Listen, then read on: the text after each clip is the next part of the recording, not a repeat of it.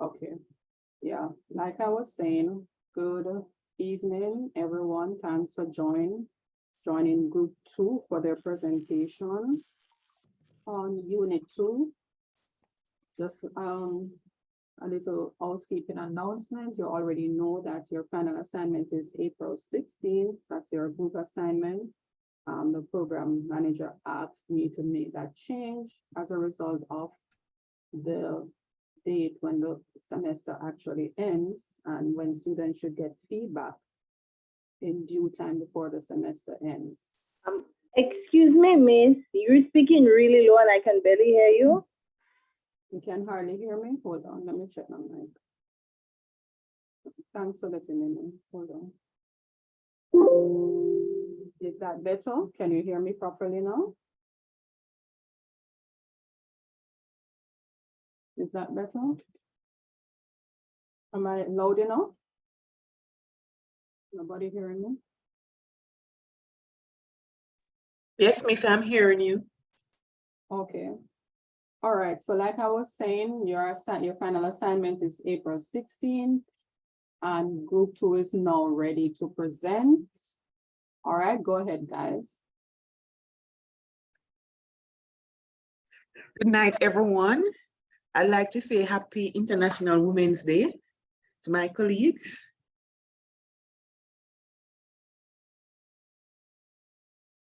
You ready, Misha? All right, thank you. Yes, we are ready. Okay, so this is group 3, and we are covering unit 2, developing professional networks and partnership to support the National Youth Development Agenda. Group 2, I'm Tamaine Lumley, and group 2, my teammates, other teammates are Gwyneth, Anthony, Jana Craig, Misha McAnuff, Tyler St. Catherine, and Chanel Ford.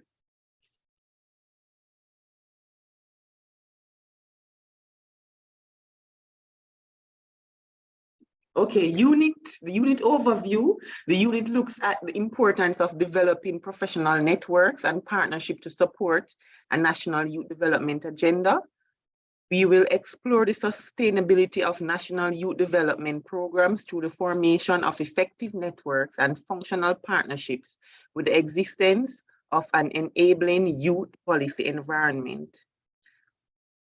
We will examine the critical role networks and partnership played in supporting the National Youth Development Agenda and policy environment. Before we do that, we're going to do a little warm-up thing, stretches and all of that. Misha, move to the next slide. So colleagues, I want you to look at this slide. I want you to look at it and ask one of my colleagues to identify all the stakeholders on this slide. It is already pre-done, so I just want you to just call the names, just a little warm-up thing, or together, you can. Please and thanks.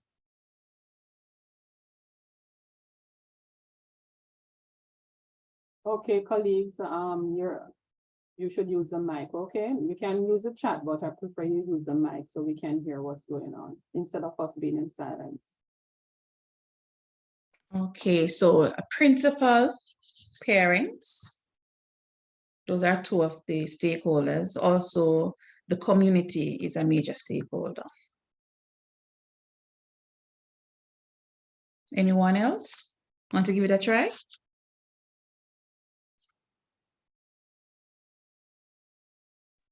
The government is a stakeholder, teachers, the business community, business people. And the school advisory committee is also stakeholders. Okay, then thank you. So that's our warm-up, and we had on it the management committee. We have alumni, and this was a representative. These stakeholders are from a school. So in the school district, these are the stakeholders that are identified on this slide. So we are going to move on to what is. So tell me, yes? You're saying that everyone here is a stakeholder then? That's what. Yes, miss. Okay, all right. So Who are stakeholders? Stakeholders are those who may be affected by or have an effect on an effort. Sorry. They may also include people who have a strong interest in the effort for academic, philosophical, or political reasons, even though they are their families, friends, and associates are not directly affected by it. Types of stakeholders. The types of stakeholders, one of them is the primary stakeholders. Primary stakeholders are the people or group that stand to be directly affected, either positively or negative, by an effort or the action of an agency, institution, or organization. So for example, employees, customers, investors are primary stakeholders. Without these persons, and in a business, a business will not operate without these persons, the primary stakeholders. We will move on to the secondary stakeholders. These secondary stakeholders are people or groups that are indirectly affected, either positively or negatively, by an effort or the action of an agency, institution, or organization. So these persons are community groups, trade unions, or a person who is a owner premises for a business premises owner. These persons are considered to be secondary stakeholders. We will move on to key stakeholders. Key stakeholders who might belong to either or neither of the first two groups, that is the primary or secondary stakeholders, are those who can have a positive or negative effect or on an effort, or who are important within or to an organization, agency, or institution engaged in an effort. These persons are like government agency that help funds your project. So any agencies that will, as a youth development officer, you have a program, the persons who are investing in it are considered stakeholders. Mayor. Tammy, let's go back a little. You said persons who are mainly invested in what? Give us In a project, so the fund their project. Project. So when you say invested, you're talking monetarily. Give us an idea what you mean by invested. I said invested. I I said invest in your project. Yes, so persons who are invested are investing in, we can use them interchangeably. Okay, then. Yeah. So it can be funds that help fund your project, and it can Right. be like voluntary. So key stakeholders, these are persons, like for example, if you're doing like a project where you're looking to improve education, like dropouts in a community. Right. As an individual, you need a team. So there are key stakeholders now would be going out in the community to identify these persons who are not necessarily in the Camille, let me jump are. in a bit. Miss, in terms of key stakeholders, so these are persons who will invest monetarily. In instance that she is referring to, for instance, let us say that we have a program for dropouts, so unattached youths. We would approach corporate agencies, and they would decide to let us invest a particular amount of money. We use our branded items and so forth to promote this initiative, and they are part of our stakeholders in terms of making a change in the community. So they would consider to be key stakeholders based on their effort and their contribution in investing in the project. Okay, so say for example, there are schools in corporate areas that probably for some reason COVID affects lunch, the provision of lunch. Give me about two stakeholders who might be invested in this. On this. Repeat your question, I wasn't hearing. Oh, hold on, let me turn up this thing again. Okay, I was saying, I hope I'm sounding better now. I was saying, let's look at COVID, say COVID affected schools in the corporate areas where lunch is concerned, providing food for lunch, provision of food. Which two stakeholders you think in your country, I'm guessing Tamim is Jamaican, you think might be invested in such, give me two key stakeholders who might be invested in such a venture to help these students? I am thinking about Nestle Jamaica and Grace Kennedy based on the fact that they are in the food industry. So once you approach them and let them know, they probably would offer, either provide in monetary or in terms of goods and services at times. So I believe that those two persons, among others, and sometimes even though Digicel or Flow are not necessarily in the food industry, they tend to offer assistance in terms of school and school feeding programs. Okay, very good. Yes, they can offer monetary. Right, monetary assistance. Okay, all right, very good, guys. Continue.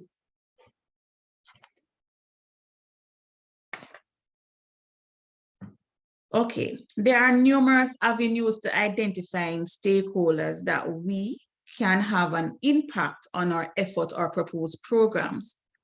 The first avenue in conducting an environmental scan to identify and analyze key stakeholders and potential partners is brainstorm.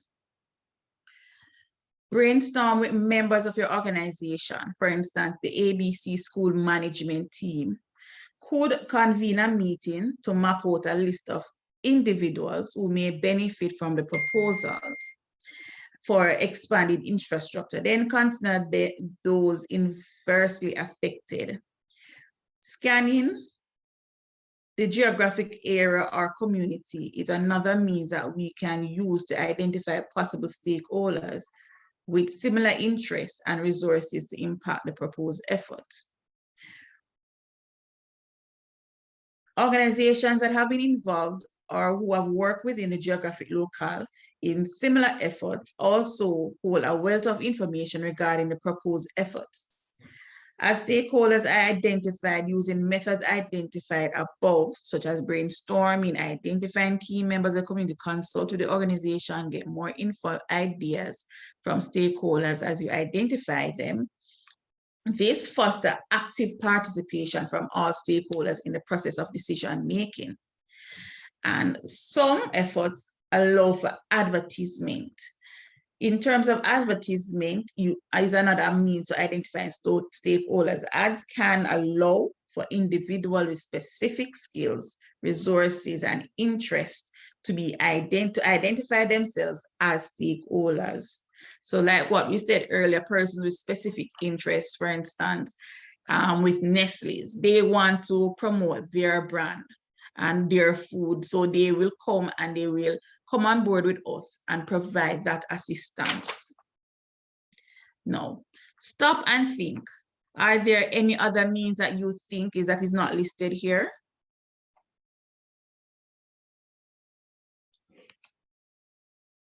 My colleagues, do you think that there are any other means that are not listed here?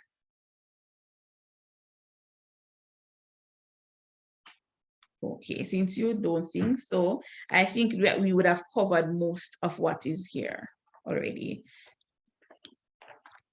Stakeholders analysis. So Tamim, before you move on, someone else from another country like That's not Tamim. Who's that? That's This is Misha. Misha. Oh, sorry, Misha. That's fine. All right, before you continue, anyone from other countries would like to give us two companies in their country who would be key stakeholders for a food feeding program in schools?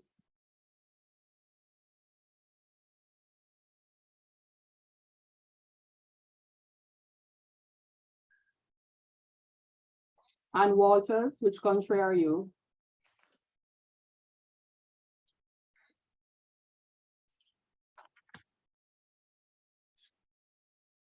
And you can take the mic. Annette Grayson, which country are you?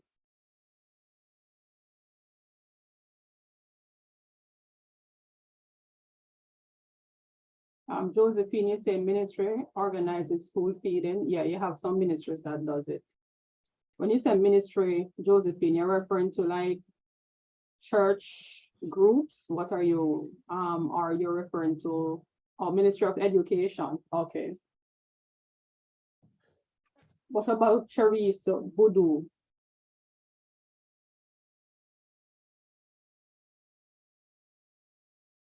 Okay, Ministry of Education. And guys, please grab the mic. Tyler is not sick anymore. I've seen Tyler. Welcome, Tyler. I was told you're not well. It's good to see you, nevertheless. Yes, Miss, I'm here. I just I've been feeling so sick all day. I just came in, but I'm listening, but I cannot exactly participate. Okay, that's all right.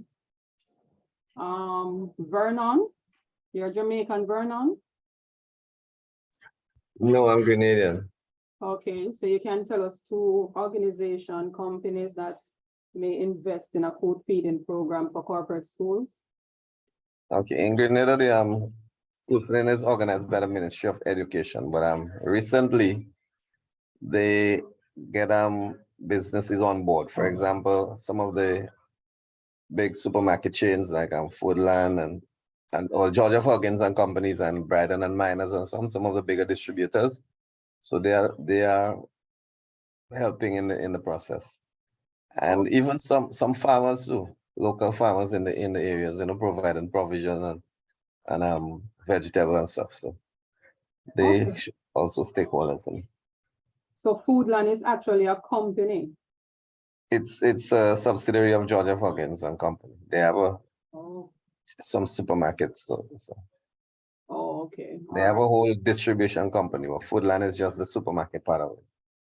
Okay, all right, great. Thank you for sharing. All right, group 2, you can continue. Okay, stakeholder analysis. Identifying stakeholders is the first step. Next, stakeholder analysis. Next, the stakeholder analysis should be complete. Stakeholder analysis help your organization to understand the influence of each stakeholder and can help project the success of the proposed effort or undertaking. It can help your organization mobilize supporters and strategic methods to motivate, convert, or neutralize stakeholders who start out with negative perceptions. So promoters are very interested in the effort and have the ability to make it a success. Defenders have a stake in initiative and can express their support in the neighborhood, but they have little real authority to affect it anyway. These two groups are usually referred to as key stakeholders. Latents aren't particularly involved or interested in the endeavor, but they have a lot of power to significantly impact it if they start to show an interest. Apathetic people are uninterested, powerless, and might not even be aware that the attempt is being made.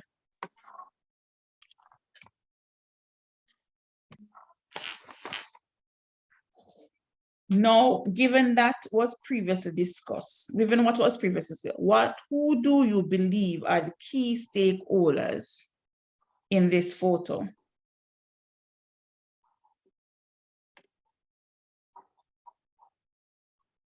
So this was a photo from our brainstorm, and we listed the persons that we would have considered our stakeholders. But who are the key stakeholders now in this photo? I would say the government. Anyone else? I would say students, maybe the principal and teacher. You sure? Anybody else with any other ideas as to who are the key stakeholders? Maisha, you have to let your colleagues know if they're on the right track. Okay. You seem a bit hesitant when your colleague said principal and teacher. So you have to explain. If they're wrong, you explain why you don't think that's not correct, okay? Okay. Okay, yes, miss. Okay, so as was previously discussed as key stakeholders, these are persons with influence and so forth. So the principals and parents are stakeholders, but they are not necessarily key stakeholders. The person who mentioned government is correct. Another key stakeholder would be the alumni association. So their interest is mainly to provide assistance in getting the initiative off, and not necessarily the primary stakeholders, which would have been the principal and the parents. So Good. I hope having everybody given that, sorry, Maisha, I hope everybody grasps that. So the key stakeholders here are just government and alumni. and yes, and the school advisory. What about the community? Sometimes community can put in. It can be a key stakeholder, but I would categorize them in this instance as a secondary stakeholder. Okay, all right, very good. Continue. Okay. So I'll move on to my next colleague, Gwyneth. What are networks? Networks consist of groups and/or their representatives from various sectors and disciplines and interests working together to achieve their individual as well as common purpose. Can we have the next slide, please? Right. In networking, there are benefits, as Sabin 2005 identified, and they're all listed here. The first one, foster cooperation based on common interests. So if both parties have similar interests, this is something that is welcomed, and it's going to make the networking easier across the board for all parties involved. Also, boost problem solving by sharing knowledge and expertise. We know that stakeholders, networking is from diverse background. Persons are from different professional levels. And therefore, being part of this networking, you certainly benefit because you gain knowledge and you also share knowledge. So this is very key in networking. Capacity building, this is also a very key item here on the list, because in order for us to be at our maximum and to perform at our highest level, this is necessary. Sometimes we always think that we have the answer to everything, and the more information and the more we can impart knowledge and build our capacity in terms of strengthening our networking with other colleagues, it is very, very welcome across the board. Inspiration and motivation. This is something that persons who are networking need, because there are times, sometimes you're at your lowest point in your, could be your organization, and having persons who can inspire you, motivate you, can give you the support across the board. This is so important. And it sort of would put some more, let me say, some more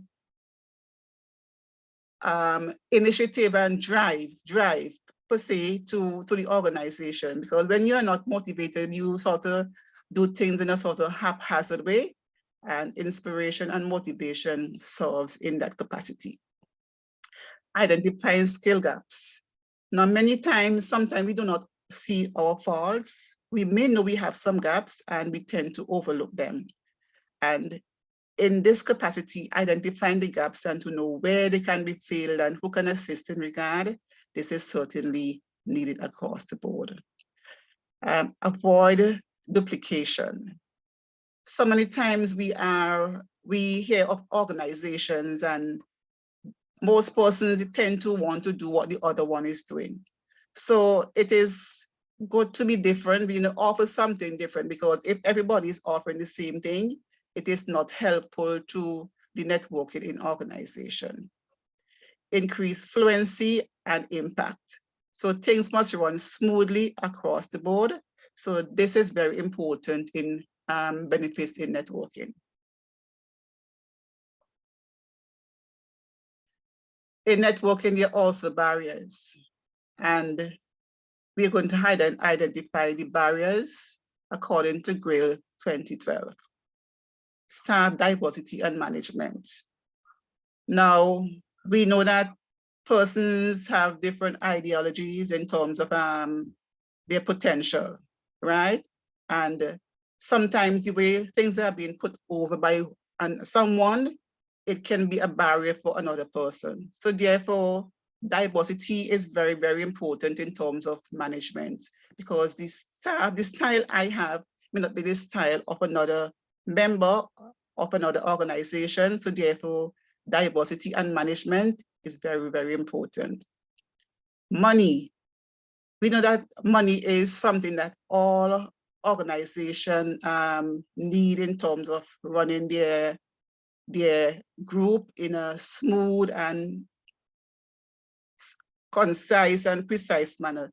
If you don't have money, at times you're sort of not able to put out the programs that you want to put out. So therefore you sort of feel as if you're not giving your best, because there are times when you have projects to undertake, but you do not have enough monies to carry out these projects.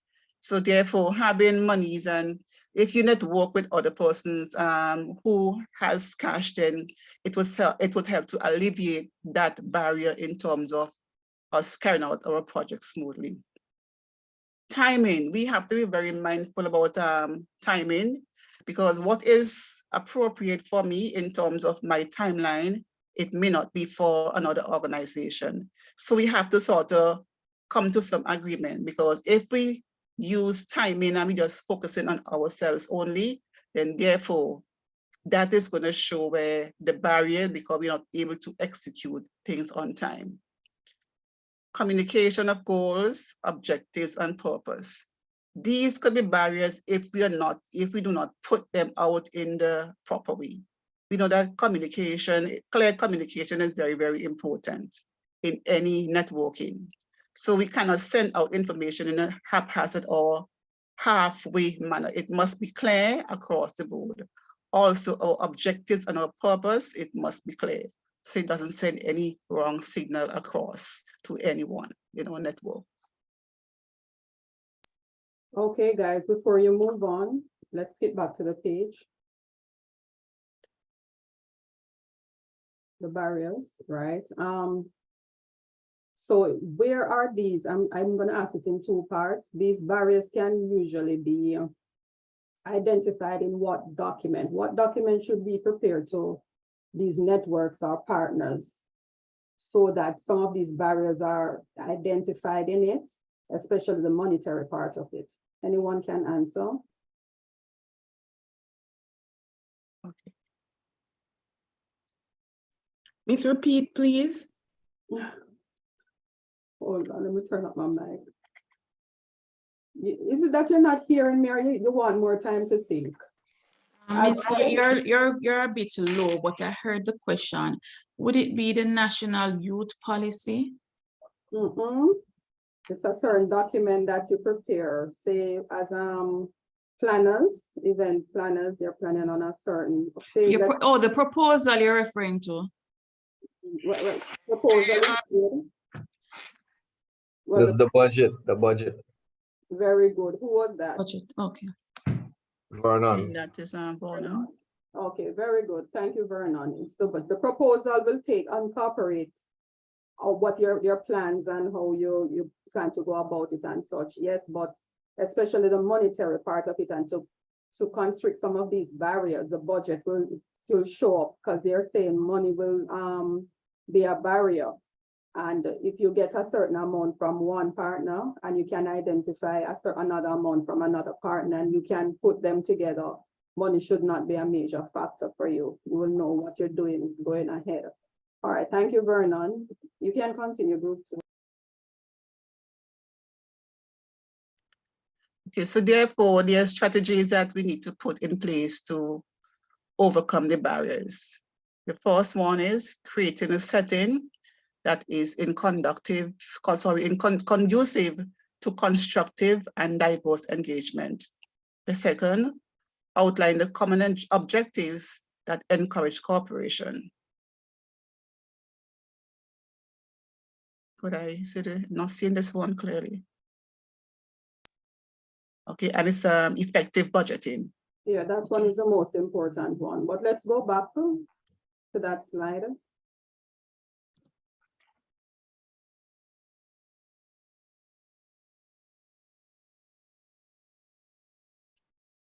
Yes, Miss? I'm sorry, I muted my mic. Hold on. Yeah, creating a setting that is conducive to constructive and diverse engagement. Expand a little more on that. Okay. Now, in order to create this setting, when you meet with your stakeholders, you have to be able to know exactly what you want out of how you're going to overcome the barriers, right? So therefore, you have to put your information out in a clear way so they can understand it. So I hope that answers the question. So the setting must be conducive in terms of your location, what you intend to say, and what you expect from where your information gathering and sharing. Okay, anyone can answer this question. So creating a setting that is conducive to constructive and diverse engagement. Which of, on the previous page, you listed the barriers. Which of those barriers will this overcome? Your colleagues can help you, group 2, based on what they understand so far. This would, I am thinking that it will be overcome communication. Okay, anyone else think it can overcome anything else? Probably you need to go back to the previous page so we can look at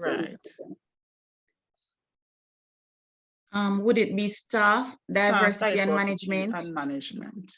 Definitely. Okay, anybody else want to add anything? All right, you can continue, group 2. Okay. The most casual levels of partnership entail sharing information for both parties.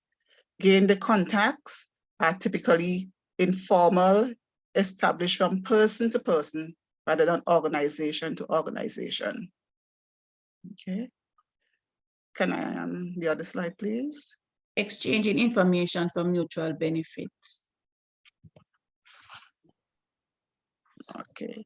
For the partners, required agreements in writing between 2 or more organizations that over time collaborate beyond regional boundaries.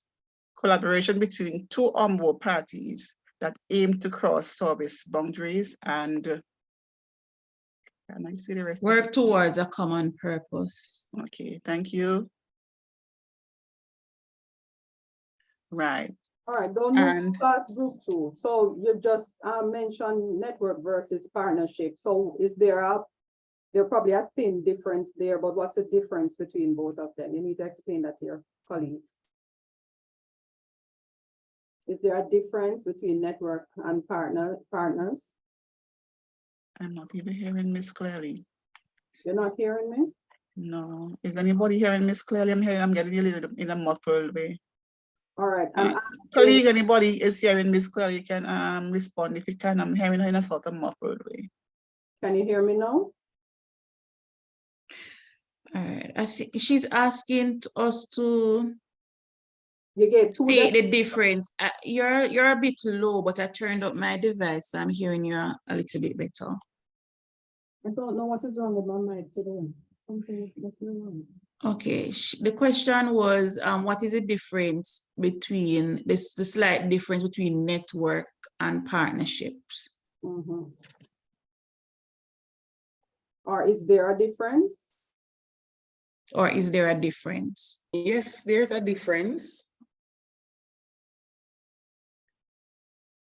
I think partnership is when you reach into an agreement. So you and the person agreed to partner to advance your project, and you both have mutual interests.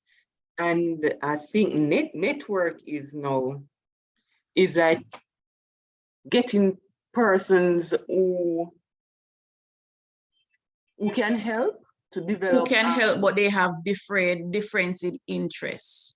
So one party's interests could be that they want to, for instance, a school feeding program to feed children, while another party's interest is that they want to promote their business agenda. So that's what I think the difference between networking and partnership. Okay. For me, I would say that network would include all the multiple organizations getting involved. But when it comes to partnership is just a few organizations that you actually sign maybe not a written document, but maybe a verbal document, and they agree to becoming partners in whatever project that the organization have decided to take on. That's what I believe.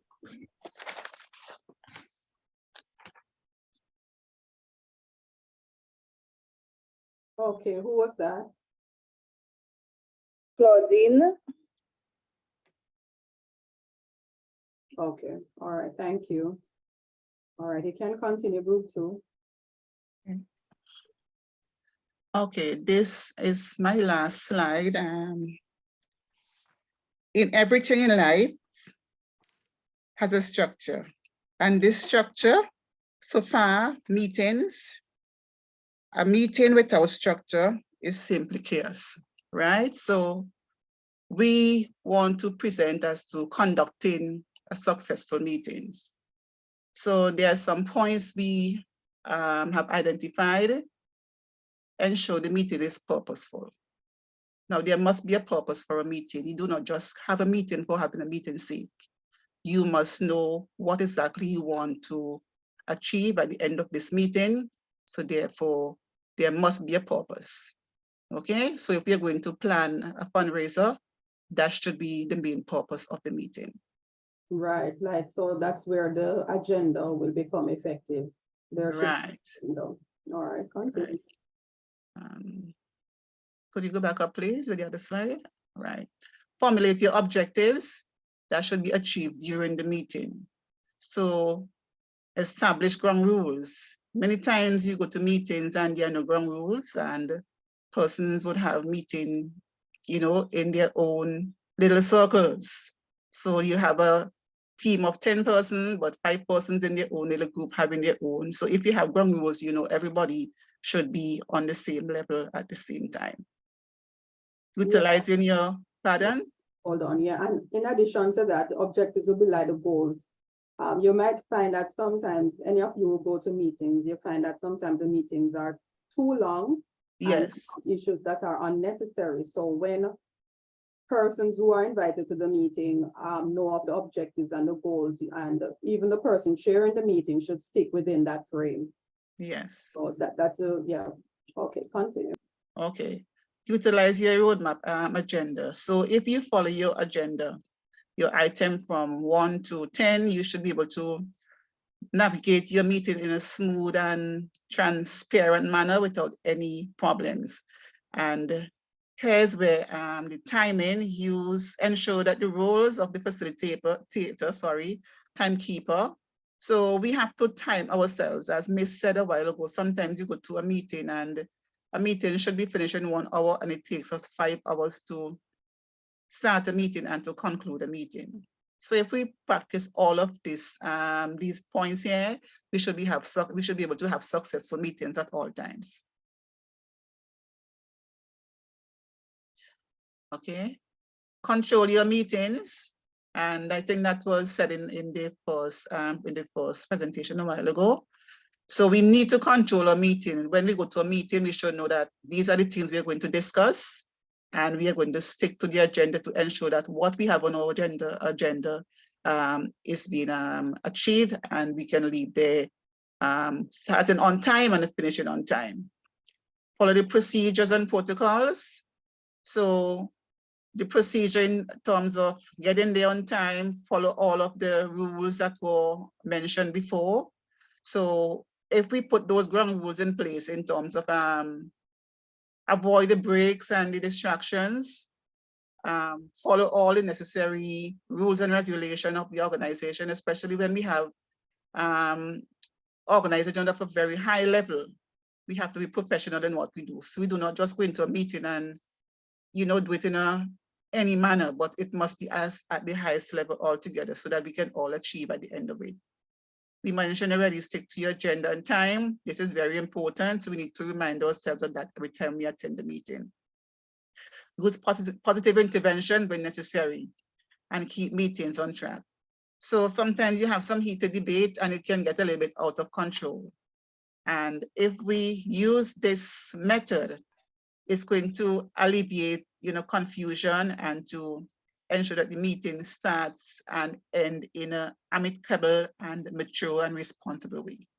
Thank you very much. Okay, before you continue, group 2, you mentioned follow procedures and protocols.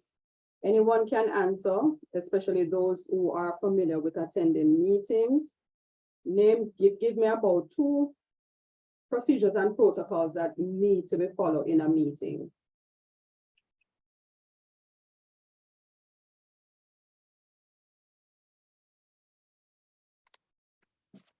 One is that all questions must be directed to the chair.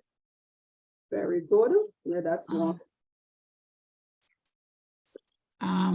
For a meeting to start, you have to have a quorum, and a quorum is set at a specific number of persons present, to include the chairperson, the recording secretary, and I think another individual for the meeting to start.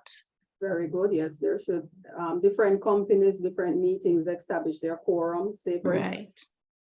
it cannot start unless there are about 6 persons in attendance, and these 6 persons might have particular roles or functions. Right, just like as you mentioned on the previous page, the facilitator, the person doing the recording and such.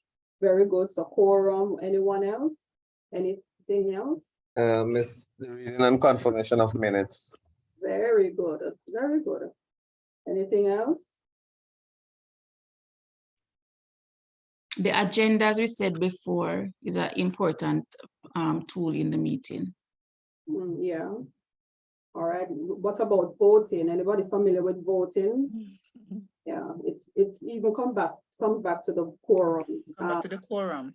Yeah, certain voting cannot take place, especially if you are representing someone. I think for some meetings you can't vote on that person's behalf if you're a representative for that person at that particular meeting. So these points are very crucial, procedures and protocols in meetings. All right, anyone else? If no one else, group 2 can continue. Okay, so let us move on to a very fun and exciting activity. Who wants to be a millionaire?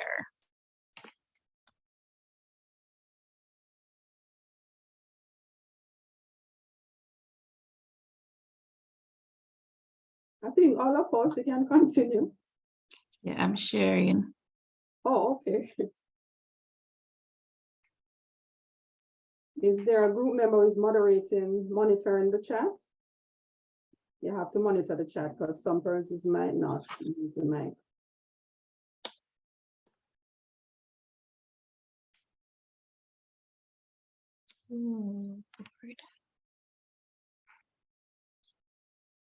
Okay, so the rules of this game is that I want you to all get out a pen and piece of paper and tally the once you answer a question, you're allotted a monetary figure. So you can tally as to how much money you win at the end of this game. So who wants to be a millionaire? I do. Okay, let's go. So what is the first step towards networking? A, talk to the It's not stakeholders. sharing, it's not showing. It's not sharing. Oh, No, sorry. And I'm thinking I'm sharing. Thanks. it's on now. Okay. Right. Now you're sharing. So we're right there. So the first question for $1,000. What is the first step towards networking? A, talk to the stakeholders. B, strategic partnership. C, know your stakeholders. Or D, join a youth organization. Okay, before you continue group 2, let's make it interesting. You're gonna choose 2 members, any 2, and they will go first with this first question, and we give them the we give them the amount, or we can have teams. We can say, okay, Chanel and Josephine, that's team 1, and team 2, we have 2 more students. Let's make it more interesting. And they can garner help from their peers. All right, go ahead. Okay, so I'm not able to see the participants. So can my colleagues assist you? I'm looking. Okay, then. So let us start with team 1. The team 1 would be Nicole, Anne, Claudine, Crystal. Nicole who? No, I'm not participating. This is your for your Oh, sorry. I'm sorry. I was just looking at the names. Sorry. So it would be Ann Walters. Oh God. Then Team 2. Chrissy, Claudine, Crystal, and Elizabeth. That's team 1 or team 2? Team 1. Okay. So repeat the names of team 1. Oh Lord. I had said Anne. I have the names written down. So I have Claudine, Anne, Crystal, Elizabeth, and Chrissy. So So you can go Vernon. ahead for team 2 now. Vernon. Okay. So them Kristen, Okay. Josephine. And I think I didn't share the names equally. So those are everyone now. 1, 2, 3, 4. So we can move over and Crystal. you have 2 crystals in class? No, I said Chrissy. One look like our right. Cherise. Badu. All right. So let us move over Crystal to group team 2. So we have 4 each, right? Okay. Then. So everyone know which team they are part of now? All right, do we think we can move on to this exciting game of Who Wants to Be a Millionaire? Okay, so so when you're going to answer for your team, you say team 2 and you answer quickly. Okay, and the first team that answers, because probably you both might know the answer, the first team that answer will gain the point. All right, go ahead now, guys. Okay. Question number 1 for $1,000. What is the first step towards networking? A, talk to the stakeholders. B, strategic partnership. C, know your stakeholders. Or D, join a youth organization.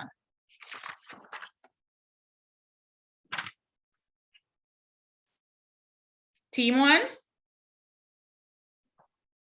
Team 2? Hello? Go ahead.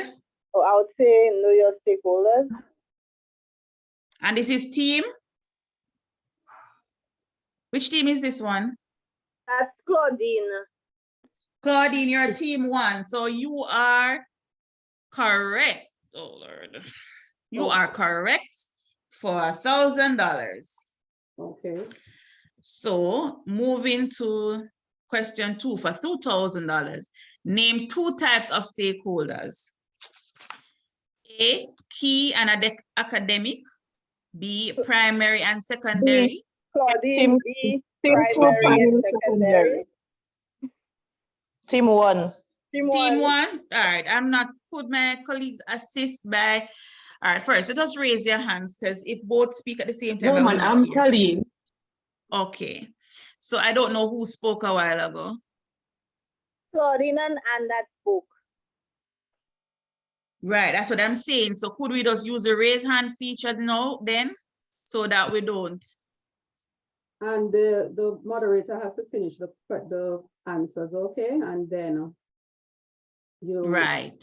chime in. So C, political and Wait, academic. hold on. But if they raise the hand, I'm not going to be able to see the hand that goes up first. Yeah, man, that's why you have to look to see which hand goes up first.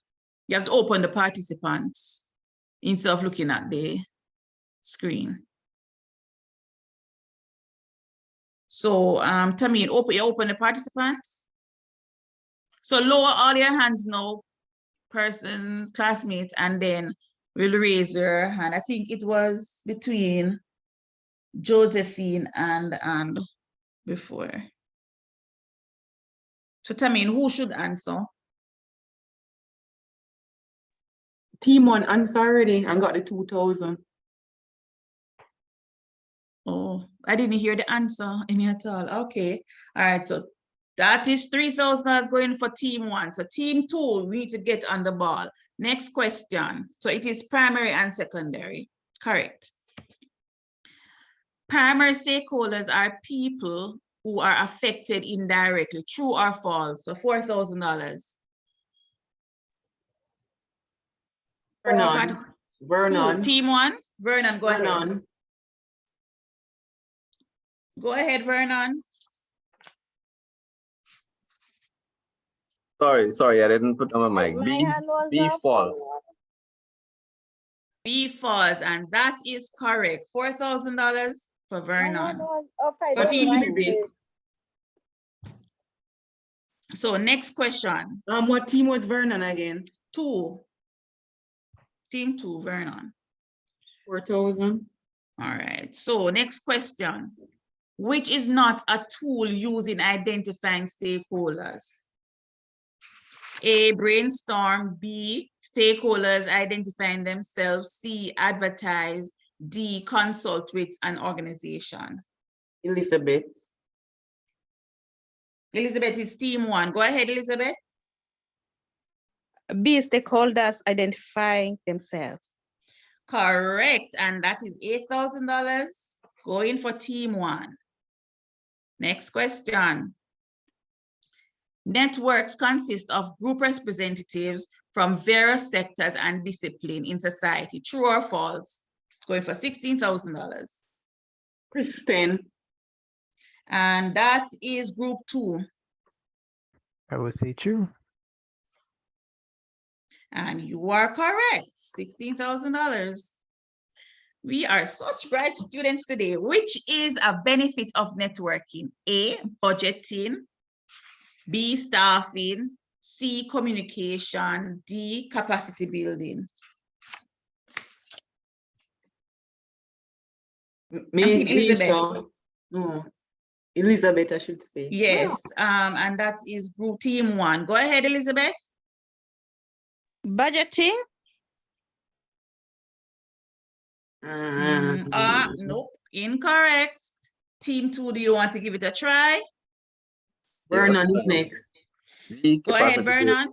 Capacity building. Correct, for $32,000. Vernon is team 2? Team 2. Next question. Which is not a youth development interest? A, employment. B, portfolio development and design. C, peace program. And D, food and security climate.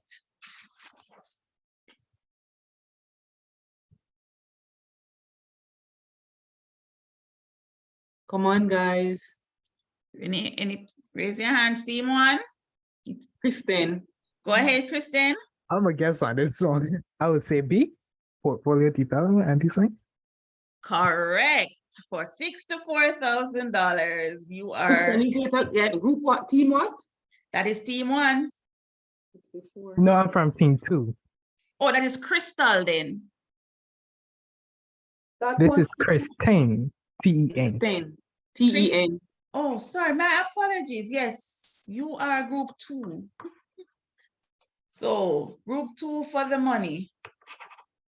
Next question.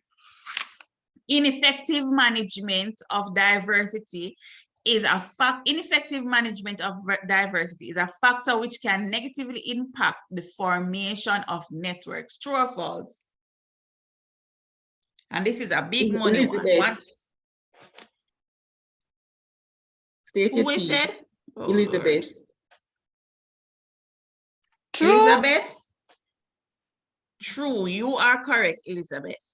Good. What team? And Elizabeth, you are group team 1, right? Yes. So that's $125,000 for you. Thank you.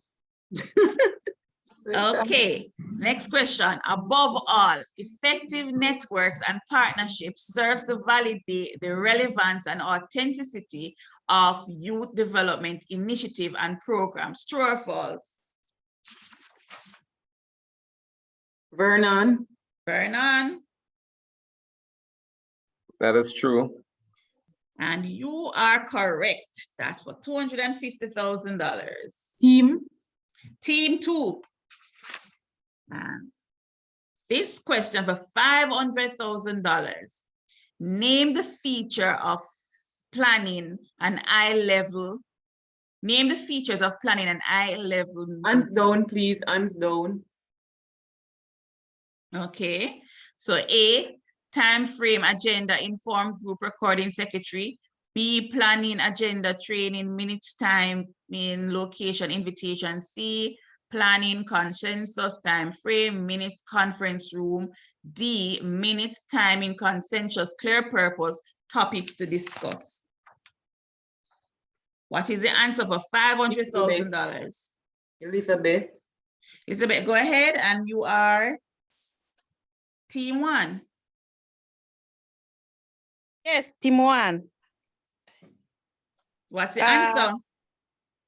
D. D as in minutes, timing, consensus. Clear purpose, topics to discuss. Nope, you are incorrect. You want to give it a try, team 2?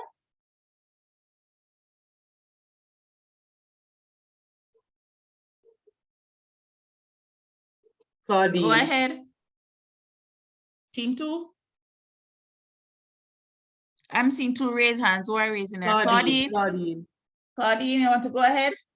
I would say B. B as in planning, agenda, training, minutes, timing, location, and invitation. Yeah. That's the one that you're choosing? Yeah. Correct, Claudine, for $500,000. That is team 2? That's team 1. Team 1. And the $1 million question. It was team 1 answer just now? Yes, team 1 answered that. Aid memory is used to remind participants of the next meeting. True or false? 2 hands went up. What are those? Who's the first hand? I never see the first, but I see Kristen and he's still up. Okay, go ahead. Kristen and Kristen, you are team 2. Go ahead for the $1 million. I'm gonna say false. It doesn't necessarily remind them of the next meeting, but the information that was shared. So, And you are correct. The answer is false. So by default, team 2 would have win the game because that's $1 million plus the additional ones that they'd have won. So congratulations, team 2. You are a millionaire. So let us go resume our presentation. All right, very good, group 2. But explain what's the aid memoir again? What is that about? if I can remember correctly, it's like something that is used to remind the members, well, of what was shared in the meeting, just to assist in their memory. I am thinking that's what it is. I can't fully remember, but you could correct me if I'm wrong. Oh Lord, it slipped my head now, but aid memory is is actually a document, but it doesn't remind of the next meeting, but it actually provides of the, like you'd have a plan of action after a meeting. So you would, I think that is it, the plan of action that you submit after the meeting as who is responsible for doing what and when and the timelines attached. Okay, that makes sense. Yeah, because usually they have to issue those things after a meeting because persons tend Right. to forget their duties and tasks after the meetings. Right. Like sometimes when you have meetings, persons will leave the meeting and by the time you come to the next meeting, they're oblivious to what they should have done or get done. So, but it's the first, I didn't know that's the name given to it. All right. I have a Yes, question. yes, miss. It is a short document to assist memory by listing decisions taken at the meeting. A reminder, yes. Yes. And this is separate and apart from the minutes. The Right. minutes. The Yes. activities agreed upon and the persons responsible for these activities. Yes, it's a plan of, I think we call it plan of action locally. Okay, all right. Thank you for that. I've learned something. All right. Good. Somebody had a question? Yes. Yes, I Christine. have a question. So technically, is it like a summary identifying like what has to be done by each individual? No, it's not a summary. It is like, it is exactly a plan of action. So you will list the tasks to be done, the deadline, the time frame it needs to be done, and who are responsible, the persons responsible for carrying out the task. Oh, okay. Right, so it's very basic. Yeah, the minutes will act more like the summary of what Right. meeting. Yeah. Okay, all right, very good. So that was just a fun activity to get us all up and bubbling with what we would have learned. Are you seeing my screen? No, resume share. No, we're not seeing anything.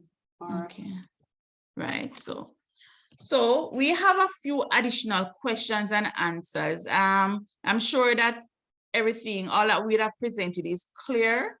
So let us see what we would have learned throughout our presentation. So a guide as to what happens in a meeting is a, oh Lord, my response are there. Well, let us not be a question and answer. So things to remember, take away from our presentation. An agenda is a guide to what happens in a meeting, right? So that is one of the major tenets of a meeting. And as what we discussed with the aid memoir, it is a short document that assists members in remembering key decisions, ideas agreed upon, the person responsible for specific actions, and the time allotted for the execution of the decisions taken. And networks are very critical to create and foster an enabling group decision ethos. So the networks and networking is very critical in becoming a youth development officer. That is our presentation for tonight. I do hope it was very informative for you guys. Thank you. Very good group too. I really enjoyed that, especially the questions. Any more questions for the group? Colleagues, any questions for the group? Or anything you think you should say in order to bring some more ideas to Unit 2? Nothing? Okay, so this is where we close off. Should I give you a minute to think? All right, this is where we close off. Very good group 2. All right. Thank you, Miss. You're welcome. All right, guys. So I'll see you for the next group 3 for the next unit, which is Unit 3. Your next assignment, your first assignment is due on March 12th. For some reason, I was thinking it was today. All right, guys. So thank you and take care. Yes, one thing I find hello? Yes, go on, Vernon. Yeah, miss, I find a lot of preparation is going into these units and so on. I don't know. I find we should have gotten a little grade for that. I'm making my notes. Don't think I'm just sitting and listening. I'm making my notes. Sometimes students will find that I'm going to give you an example of what happened last semester. One group wrote to me and was asking, they weren't too sure why they didn't score a certain point in their final assignment. Now we The should get assignment good. was good. Somebody talking? Are you hearing? But what they need to understand is that I didn't just grade on the final assignment. I looked overall, I looked at persons who come to the meetings often, participate. So sometimes you might get a certain grade on an assignment. It's not that you deserve it, so to speak, but I say, you know what, I see that the student is usually active in these meetings, make an effort in the meetings. And when it comes to the final paper, when it comes to as you work together as a group, I take into consideration this particular presentation you have to do for the unit. All right, so you're not wasting your time. As a matter of fact, it shouldn't seem as a waste of time because you're enlightening your colleagues and empowering yourself where knowledge is concerned. But at the same time, when things like I see persons putting very good effort into these tutorial meetings, it's not put in print that it is graded, but I do take these things into consideration as a facilitator. All right. Thank you. You're welcome, Vernon. All right, so we can end here. Okay, Miss Claudine here. I had one thing to ask. I noticed we have one assignment due on the 12th and one on the 19th. Hello? Yes, I'm here. I'm listening. Yeah, Miss, that I'm just seeing this month is really, really compact with assignments due one after the other.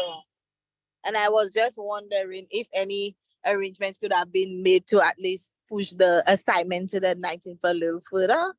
Just asking.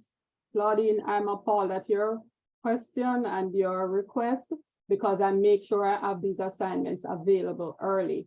All your assignments were available on the same day.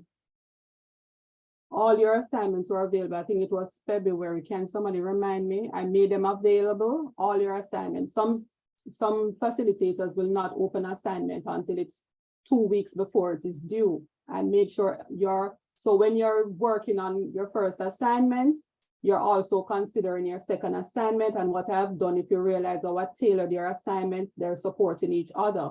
So it's really unfair that you're requesting that, Claudine. All right. And especially. Okay, well, it was just a request. It's fine. Right. So I'm just thinking, since the second assignment is based on the first assignment, or we won't be getting any feedback or grade before we complete the second assignment. And we don't have much guidance either reference to the first assignment. I'm just wondering whether we'll get any guidance reference to it. For the first assignment? Yes, miss. I'm not sure what you're asking.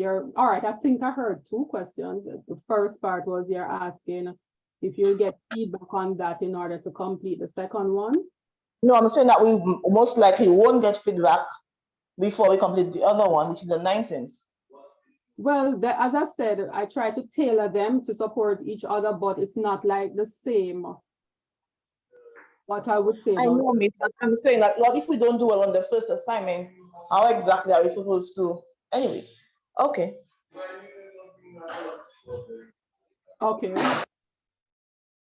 Any more questions? Will there be any guidance on the first assignment or the second assignment as to what exactly we're supposed to be submitting? Once you're reading the units, you should be fine. Once you're reading the units and you're paying careful attention, especially to these presentations, you should be very much fine.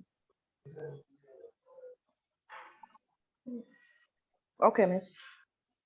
This time, well, I'm not sure what I would say management is trying to accomplish, but they ask us not to present the rubric, so to speak. And in truth and fact, there are times with the rubric really just give away the answer. And I will say to you guys, if you miss the point for all 3 assignments, if you miss the points that are mentioned in the units, you're not going to do well. But the points are there because I make sure to look through the units and ensure the questions I've asked or what I ask you to prepare is definitely coming. There are points in the units that should help you. So I'm not going to spell it out. If we were working with a rubric, probably I would be prompted to tell you, you would see where if you're not reading the units, you would go ahead and see where in the points I've made in the rubric, you will definitely see that, okay, yes, this is how I'm supposed to, but the information, I shouldn't say answer, I don't want it to seem like it's a true and false or multiple choice answers. The information is there to help you to prepare your papers. Miss, Yes, Tammy? so in my understanding of what you're saying, because the person before that was asking re-guidance, because I'm reading the units. It does, and it's based on my understanding. Because I can read something and I get an understanding, and then, for example, Misha might read the same unit, but her understanding is different. So if we would have a guide, something to, because I check with my friends that are going to UE on campus, and they're still using rubrics. Even one of my colleagues, she's doing a master's and she still have a rubric. So I was just saying, like, I did a class. Is this class I did reflection? I did a class and they asked for a reflection. And then in it, they were saying that I never use no social work terminology. But I don't do social work. So it's based upon my understanding. So that's why I think the rubric would be good. I understand that we are going to independently be using critical thinking to do these tasks, but if it is based on my understanding, I don't think we should be marked if we don't produce what might be you are expecting. All right, put it this way, Tamine. Yes, miss. And I want everybody to listen carefully. I don't set up students to fail, but I will know if you're reading and paying attention to the information in the units. You only have 6 units, and I believe the course guide, if I can remember correctly, tell you, okay, your first assignment will cover unit 1, 2, and 3. I'm going to go back and look, but I'm sure I'd outline that. And 1 and 2. Yes, it's there. 1 and 2. Right. 1 and 2. Let me finish, guys, and this is the final point I will make. I've put keywords into my questions, the assignment I'm referring to. So once you are reading the units and paying attention, you should have no problem. And if it's only 2 students get it, the 2 students are going to do very well with where my grading is concerned. So that's all I have to say. I don't set students up to grade, to fail. But I will know if you're actually reading the units, or you're just browsing through, or you're not paying attention. You just figured, okay, let me just look at the assignment and Google. That is, I'm telling you, for this class, once you read this, you're okay with the 6 units and you pay attention to the keywords that I have in, you will definitely find out where in the units, so that will help you to tailor your assignments. And that's all I can say. And if the rubric would exist, I would not have put the information in it. It will look just like how I set out the scores. If you realize, I think your first assignment, it has three parts to it: the introduction, and there's the second part, 18 points. I have assigned, like, I don't want to say it out loud because, as I said, the information is there and it is tailored to, there's nothing hidden once you pay attention to the keywords in the questions that I have given you. All right.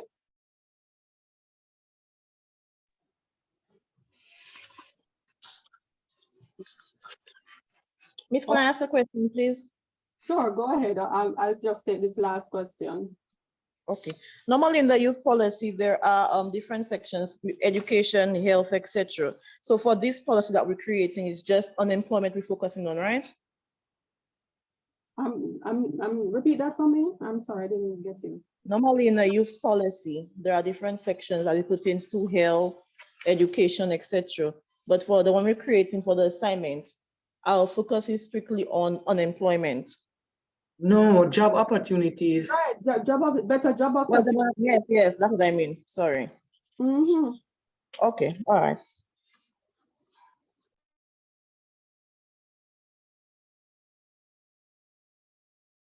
All right, and that's the last question.